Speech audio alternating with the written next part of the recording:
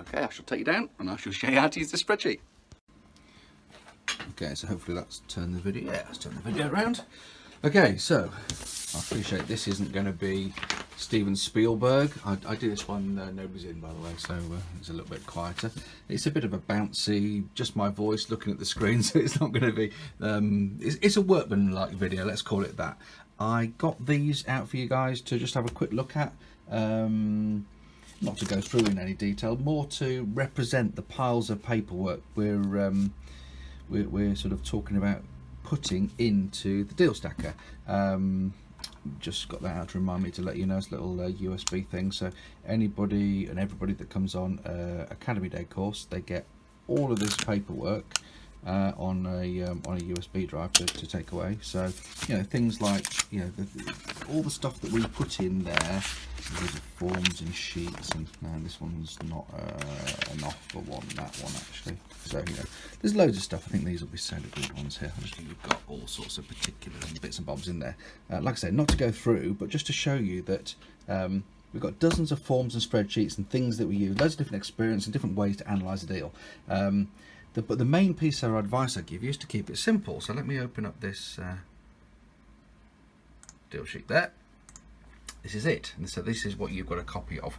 Yeah, my main piece of advice is to keep it simple to start off with. The deal stacker spreadsheet is not all the due diligence you're going to do. You've got the survey sheets, cost of works calculators, valuation reports, you know, we use Rightmove Plus. They've all got their place, but all the information that those documents provide goes on this sheet here. It all ends up on the deal stacker. So think of this as a summary document. Really important is when you're sorting the wheat from the chaff, this document, it's okay to have rough figures in it. You can refine them as the deal becomes more serious. We save one of these deal stackers right at the first time we viewed a property, name it version 1, and we just keep updating it over and over and over and over time. So the sheet is nice. It also highlights the two models here. This is the model we run: buy, refurbish, rent and refinance, of course, but it puts on there that, yeah, the traditional buy rent model, which is kind of nice because it contrasts, yeah, the way we do stuff versus how you would do it perhaps traditionally. The reason I like that is it reminds us every single time we use it why we go to this trouble, because you know, often, and I know I've done it, why am I going to the trouble of finding a cheap property, renovating to add value? Isn't it just easier to buy something ready-made, quicker, it's easier to find, less hassle? You know, what's 10 to 20,000 pounds anyway, you know? Yeah, equity down here, or cash employed versus, you know, other, yeah, that 20 grand. I've heard people say, yeah, what's 20,000 pounds anyway? I might even have been guilty of saying it myself. This is the way to build an empire. Right, let's go through the numbers. There are only really 4 numbers you need to know when stacking a property: purchase price, any renovation costs, end value and rent. And we go in reverse order. So we put down rent here, it goes there. All the black boxes are the bits where you put your own data in. Everything else is a formula. I'll click on these as well, so you see the little thing here. And we'll go up from 1. So you see here in the box, yep, they've all got the formulas, and it's all editable. You know, I suggest you save a copy of this and then start mucking around with it, because you can break it, of course. But yeah, these things are just broken down, you know, divided by this, divided by that, times by 12. We've worked out rent lettings fees at 10%. There you see your rent, just a figure. So there's no formula in there. There's no formula in any of the black bits, because they're the bits you enter yourself. So put your rent in first. It's important that's in there, because any property that you are thinking of buying, you'll need to be sure that the rent equals 140% of the mortgage payment at 5% payable, and we like that to be at 75% loan to value. So we put that in there, but of course that's just words. Then the formula works it out at 75% there. So if you want to make that 80% or 70%, that's where you'd put that. I think importantly, it's important to say that if you can't make this work at 75% and the numbers, you know, are way off, you're probably buying in the wrong area. Simple as that. So going up, all the formulas are in there for you to play around with. You can open them up, dig around. End value, That's that one there. We take great care to work this figure out. It's hard-won knowledge. You know, I can't impart that in the video. You need to know what this property is worth at the end of the once you've done any renovation. We use a thing called Rightmove Plus. It's not public available. I think we paid about £800 a month for it, something like that. It's possibly not an option for most people. Just to be buy one or two properties, maybe 3-4 a year even. We have to buy 5 to 10 a month to make that sort of cost work or worthwhile. A really good way is to ask an estate agent what they'd sell it for. Also, you're probably going to be buying £50,000 to £150,000 houses, so the chances are you're buying terrace houses, ex-council houses, flats. So comparables are a lot easier than individual homes on a street.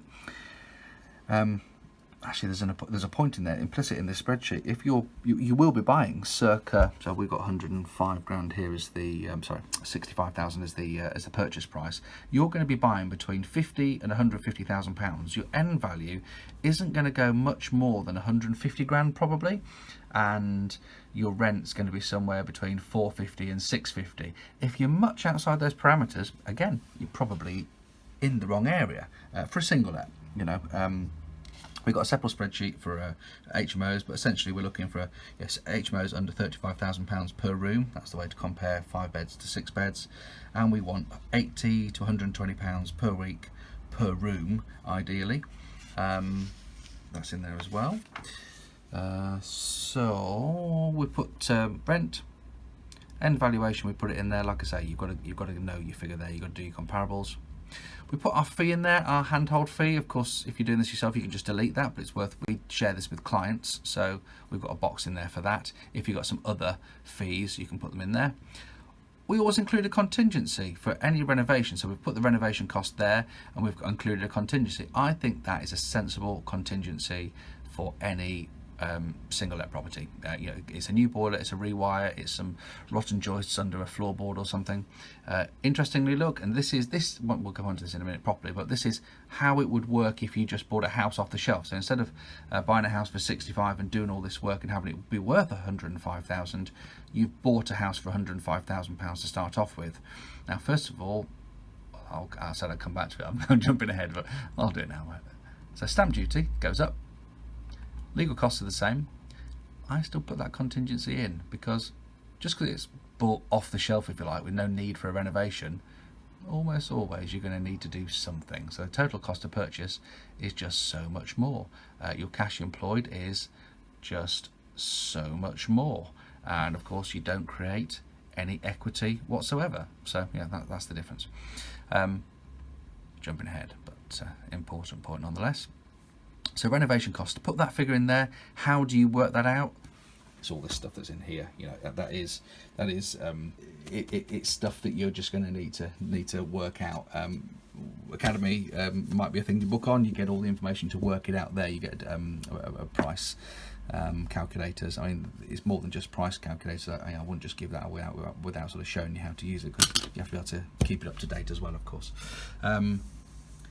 And then this spreadsheet works out a capital employed. So after you've done all this and you've refinanced it at 75% loan to value of the new end value, this is the capital employed. And if you work out the capital employed, which is the true return if you work out the true return on investment, which is the capital employed versus the net annual income, and we've worked out the net annual income there, net of the costs, mortgage costs and lettings management fee. It doesn't take into account maintenance and such like.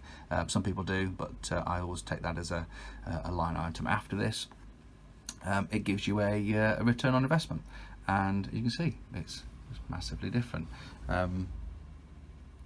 Really interesting now to notice that traditional yield figure. So if you worked out traditional yield figure, the value versus the gross, so £6,000 per annum, the £500 rent times 12, divided by the £105,000, I think it probably comes out about 6%. I know, yeah, roughly, probably just under 6% actually.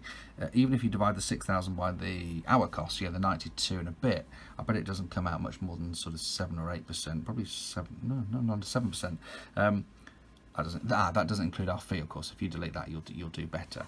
But it is a really yield is a really useful indicator you're in the right area, but it is a red herring so far as momentum investing is concerned, because importantly here, you've only employed £13,400 in the deal. Don't forget that includes in this spreadsheet 7.2 of our fees, which you can bring that down if you're going to do this yourself. But if you just bought this house off the shelf, you'd have needed £33,400. Just walked into an estate agent and done it, you'd have needed £33,400. So quite often just going on the yield is not the main thing. It's a key indicator, but what you're really looking to do is be able to buy cheap and add value and have it worth a margin there as well. So play around with the numbers, delete these FTLL fees if you want to. If you're doing this yourself, perhaps adding an academy fee. There's a lot of information that I can't teach you here without you coming to an academy day or knowing the information yourself. The first one's £500 and the £200 returning every month if you want to return every month until you bought a house. You get all the documents on this USB stick. Or if it all sounds like too much hard work, keep the handhold fee in and book onto a discovery day and we can do all this for you. So I hope that's useful. If you've got any questions, email in. Go on to the YouTube comments and put the stuff there. People read that and they'll respond back, but probably email's the best way. And hope you enjoy it.